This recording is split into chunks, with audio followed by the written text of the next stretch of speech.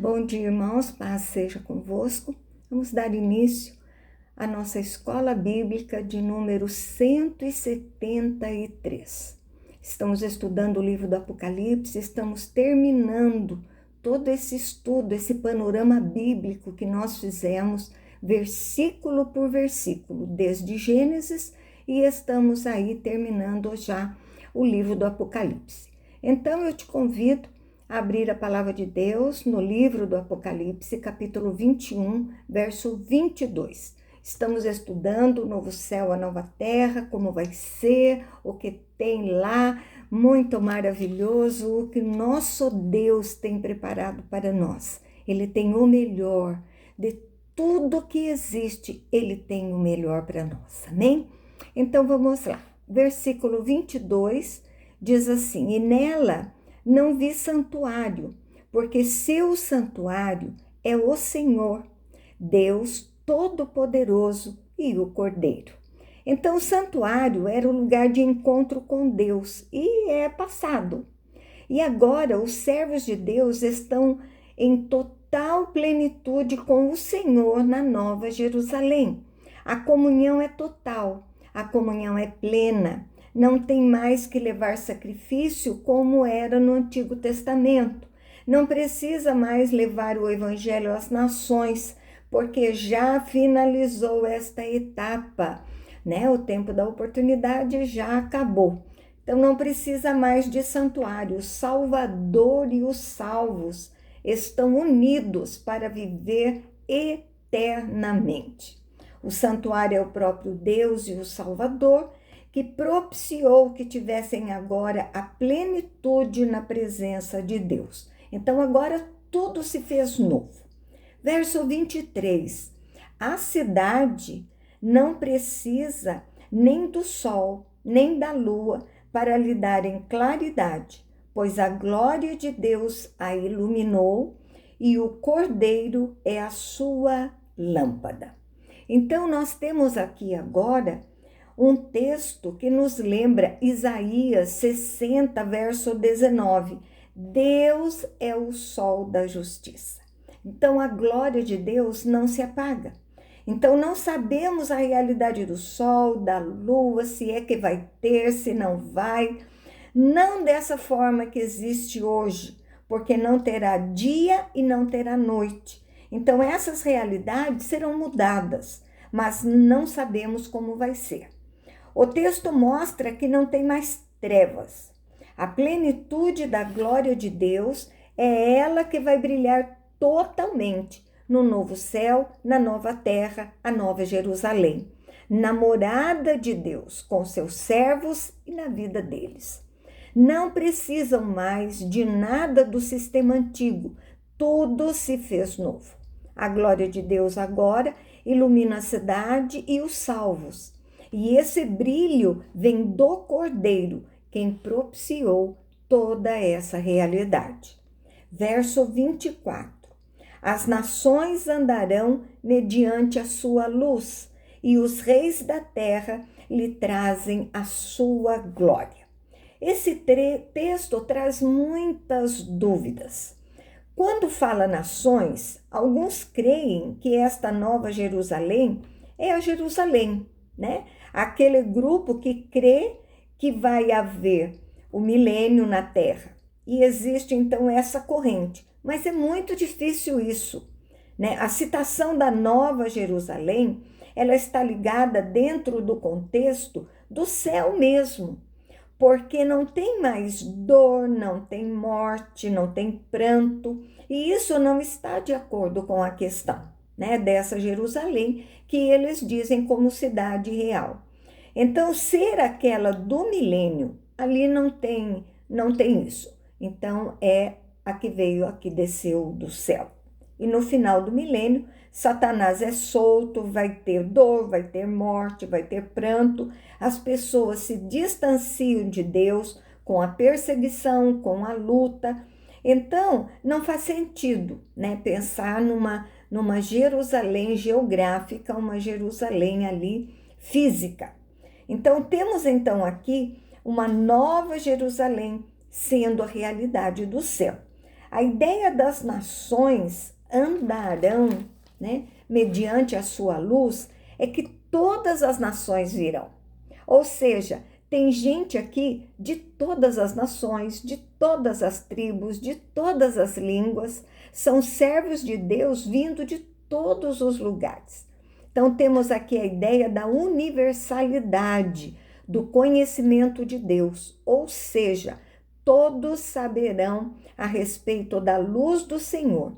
Muitos reis se converteram ao Senhor. Então, a ideia é mostrar a diversidade dentro do reino de Deus. Não é só Israel, não só os judeus, mas os povos de todas as nações andarão mediante a sua luz na Nova Jerusalém. E também todos os que eram poderosos estarão nesse reino. Agora só existe um reino, o reino de Deus, um rei, que é o Rei dos Reis, Senhor dos Senhores, o Senhor Jesus. Então ele tomou conta de toda a glória de todos os reinos e nações. Verso 25, as suas portas nunca, jamais se fecharão de dia, porque ela não haverá noite. Então a cidade fica sempre aberta. Temos plena segurança, perfeição de vida. Não teremos inimigos, né? Porque todos eles estão vencidos, né? No lago de fogo e enxofre. A cidade que representa a morada e os servos de Deus são totalmente abertos, livres, transparentes na presença do Senhor. Então, os seus corações são do Senhor, nada entrará que não seja de Deus em suas vidas. A noite simboliza trevas, escuridão, então não haverá mais na Nova Jerusalém, né, esta realidade, porque o brilho da glória de Deus nunca se apaga. Então os ímpios não entrarão, porque estão fechados no lago de fogo e enxofre, estão no inferno para a eternidade. 26. E lhe trarão a glória e a honra das nações. Então, a mesma coisa do verso 24 que nós falamos ali. Tudo que os reinos do mundo acham que é grandioso não é deles, mas do Senhor. Então, tudo será depositado na presença de Deus, porque toda a glória que foi criada o foi para a glória de Deus. Toda honra que possa existir é tudo de Deus. Então, ao final das contas, a única glória que vai existir é a glória do Senhor. O único rei que vai existir é o Rei dos Reis. Então não vai ter mais reis humanos, uma sociedade humana. Tudo isso é passado. Agora tudo está nas mãos do Senhor. Não existe mais divisão. Verso 27. Nunca haverá, jamais penetrará coisa alguma contaminada, nem o que pratica a abominação e mentira, mas somente os inscritos no livro da vida do Cordeiro. Então, nunca mais, jamais, né? É impossibilidade total. Não tem como o pecado e o pecador entrar nessa cidade. As portas estão abertas, mas nada impuro pode entrar. Na realidade do céu, nenhum que esteve na mentira, no pecado, que rejeitou a Jesus, poderá entrar. Então, quem entra são os salvos, que creram no sacrifício da sua vida. Então, a partir desse momento, vivem a vida com o Senhor. Terão acesso e poderão desfrutar da Nova Jerusalém de uma maneira plena. Temos aqui a festa do Cordeiro, que não acaba. É o casamento, as bodas. Então, nós vimos aqui o novo céu, a nova terra, a nova Jerusalém. E vamos falar agora a nova Jerusalém, né? Do verso 27 a seguir. Nele nunca jamais penetrará coisa alguma contaminada, nem o que pratica abominação e mentira, mas somente os inscritos no livro da vida e do Cordeiro. Este foi o último versículo que nós lemos aqui do capítulo 21. agora nós vamos entrar no último capítulo do livro do Apocalipse, capítulo 22, verso 1. Então me mostrou o rio da água da vida, brilhante como cristal, que sai do trono de Deus e do Cordeiro. Então João continua narrando, né? Na Nova Jerusalém só é citado um único rio. Tem um simbolismo. Quando lembramos do Jardim do Éden, tem 4 rios citados. Mas na Nova Jerusalém, um único rio, água da vida, brilhante, transparente como vidro. Esse rio simboliza a vida eterna, porque é o rio da água da vida. E Jesus disse que ele é a água da vida. Então, quando Jesus se encontra com a mulher samaritana, ele diz a ela para que ela viesse beber da água da vida, que do seu interior fluirão rios de água viva. Esse rio traz o simbolismo da vida eterna, vida plena, que agora no novo céu e na nova terra é uma realidade. Mostra que esse rio tem uma origem, ele sai do trono de Deus. Deus é a origem de toda a vida. Existe um só trono, que é o de Deus e do Cordeiro, indicando unidade total entre o Senhor e aquele que morreu para nos dar a vida eterna e bênçãos conquistadas para todos nós. Verso 2: no meio da sua praça, de uma e outra margem do rio, está a árvore da vida, que produz 12 frutos, dando seu fruto de mês em mês, e as folhas da árvore são para a cura dos povos. Então, a praça, nós já falamos anteriormente, é uma rua larga, né? E a citação do rio que passa na praça é a árvore da vida, citada em Gênesis 3, 22. Diz que ela foi tirada do jardim para que o homem não mais tivesse acesso a ela. O homem não pode mais comer dela, para que não vivesse eternamente na condição de pecador.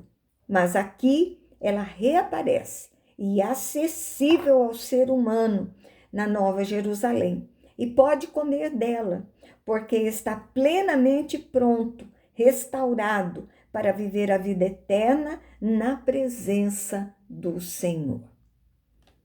Quando fala,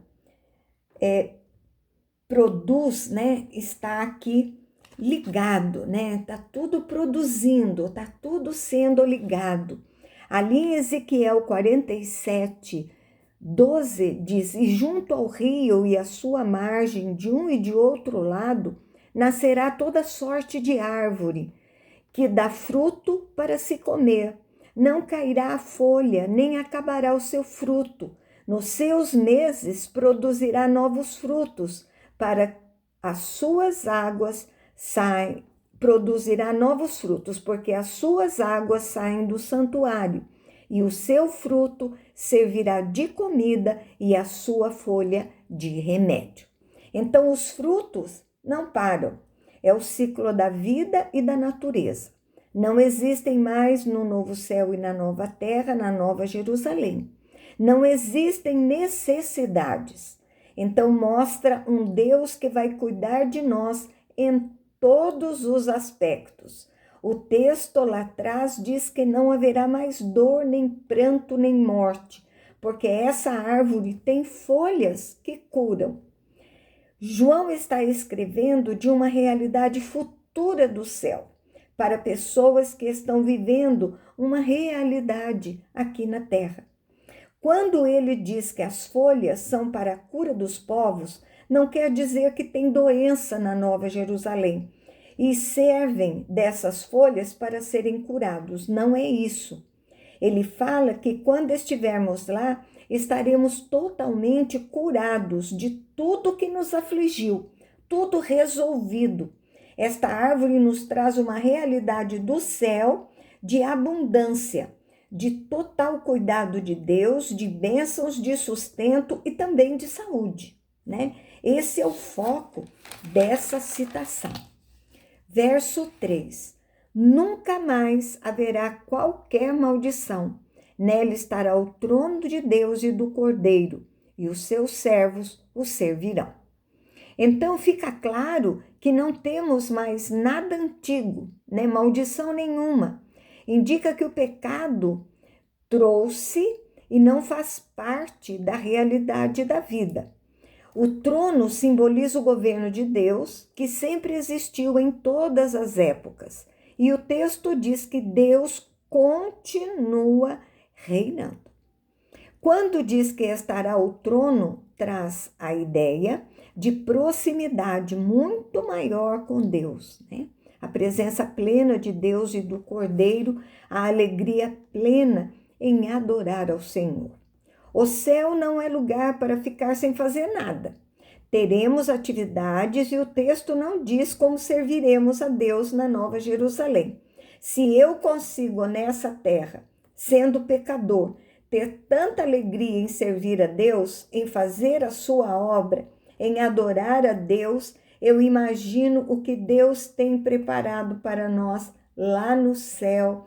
Vai ser uma coisa grandiosa demais. Verso 4, contemplarão a sua face, e na sua fronte está o nome dele. Hoje, nós contemplamos o Senhor pela fé. Aqui diz que teremos um nível de proximidade nunca antes vivido, da presença de Deus que nunca sentimos. Os servos de Deus estão marcados com o seu nome.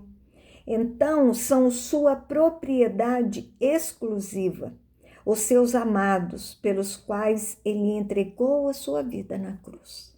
Verso 5, então já não haverá noite, nem precisam eles de luz de candeia, nem da luz do sol, porque o Senhor Deus brilhará sobre eles e reinarão pelos séculos dos séculos. Então, noite e dia na terra tem como objetivo de regular a natureza. Existe um ciclo dentro da natureza. Noite traz simbolismo de trevas. Então, não haverá mais noite. E nem luz de lamparina, né? Luz elétrica, nem do sol. O sistema antigo não é mais necessário. O que o Senhor vai fazer com o sol? Não sabemos. Esse simbolismo não significa que Deus vai jogar fora o universo. Haverá transformação e muitos não são explicados. Vamos saber só quando estivermos lá. Nós não precisaremos mais de luz, porque o brilho total vem do Senhor. Plenitude perfeita na Nova Jerusalém, reinarão todos com Cristo, participarão em igualdade no céu, servem o Senhor Deus no seu reino para a eternidade. A descrição da Nova Jerusalém começou no capítulo 21, no verso 9. E vai até 22:5. E tem um motivo. João pretende, através do Espírito Santo, trazer à igreja a realidade de forma detalhada, querendo causar expectativa no coração, uma esperança forte do que está por vir, que tudo se finalizará. Verso 6, e disse-me ainda, estas palavras são fiéis e verdadeiras.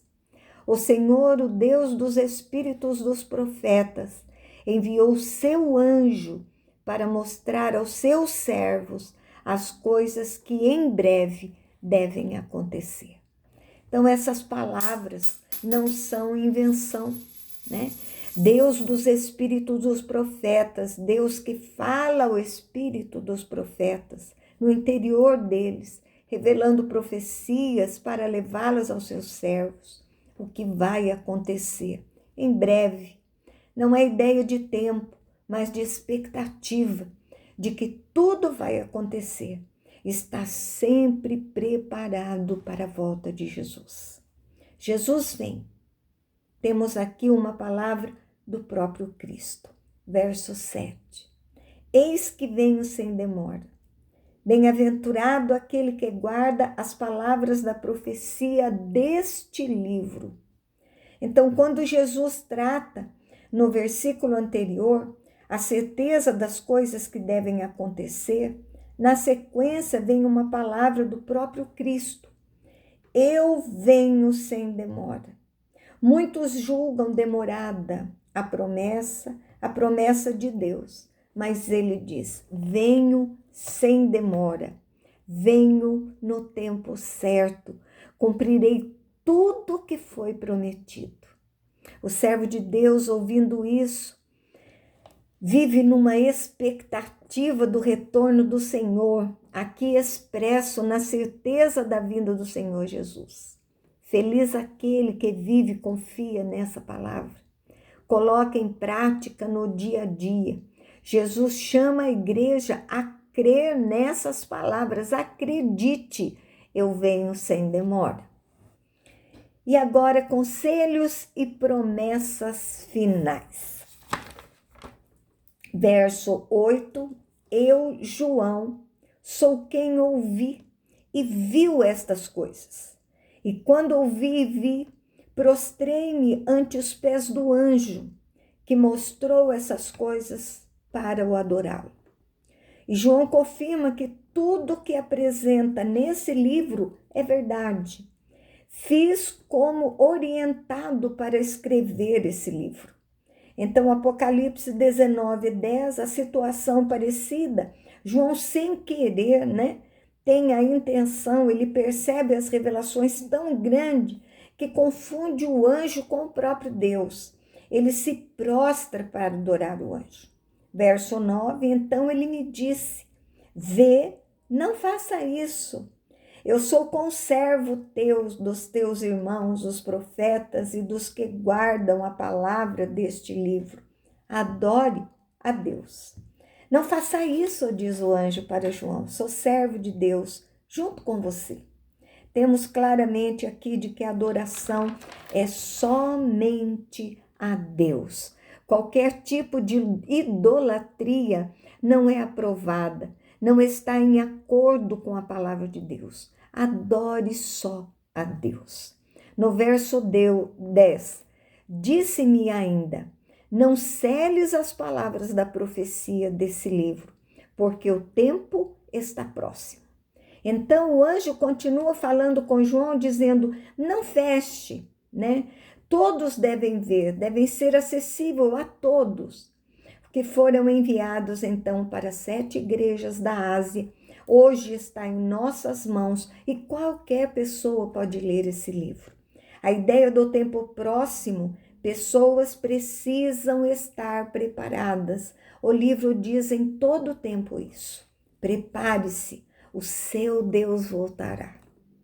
Verso 11, continue o injusto fazendo injustiça, continue o imundo ainda sendo imundo, o justo continue na prática da justiça e o santo continue a santificar-se.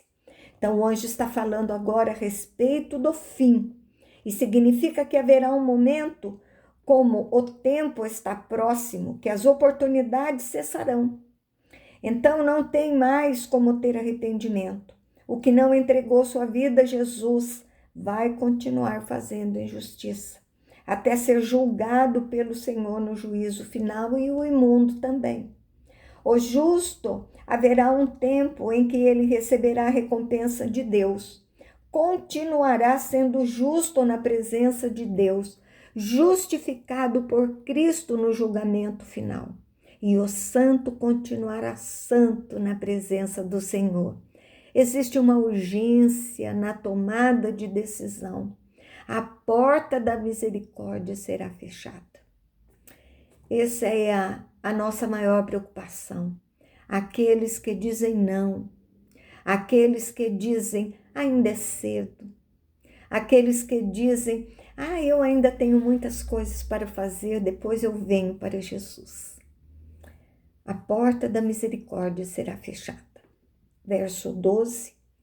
E eis que venho sem demora, e comigo está o galardão que tenho para retribuir a cada um segundo as suas obras. Então, quando uma palavra é muito repetida na Bíblia, é que quer chamar atenção para uma realidade. E a realidade é que Jesus está chegando. Ele e seu reino estão acontecendo. A ideia é que o tempo certo está chegando e com ele está a recompensa. Ele está vindo para julgar e trazer juízo. E é importante que cada um veja os seus frutos. Obras salvam, mas são obras não salvam, me perdoe, mas são frutos da vida do salvo. Então, Cristo juiz está chegando. Jesus está relembrando isso, que já vem sendo falado. A Bíblia toda, a realidade da sua vinda, vem nosso juízo no futuro próximo. Amém? Nós vamos parar por aqui e na próxima aula nós vamos encerrar este livro do Apocalipse. Quando for, nós vamos entrar agora no mês de setembro. Quando for no início do mês de outubro, nós estaremos trazendo um estudo sobre transformação. Esse estudo eu comprei no site do pastor Antônio Júnior, né? A maioria de nós conhecemos, uma bênção. E eu quero passar para vocês, é uma transformação da vida espiritual, da vida familiar, da vida sentimental, da vida financeira, da vida emocional. Então, são essas 5 áreas que nós vamos tratar. Então, diante da palavra de Deus, com versículos bíblicos, nós estaremos falando sobre essa transformação que nós, como cristãos, que viemos de um mundo sujo, pecaminoso e viemos para a luz de Jesus, onde nós seremos transformados. Então, precisamos saber dessa transformação para que nós queiramos ser transformados, para que a nossa vida vá melhor ainda. Amém? Então, vamos encerrar aqui. Tenha um excelente domingo na presença de Jesus, mas também com os seus familiares. Até o próximo domingo, se Deus permitir, e um beijo grande aí no seu coração.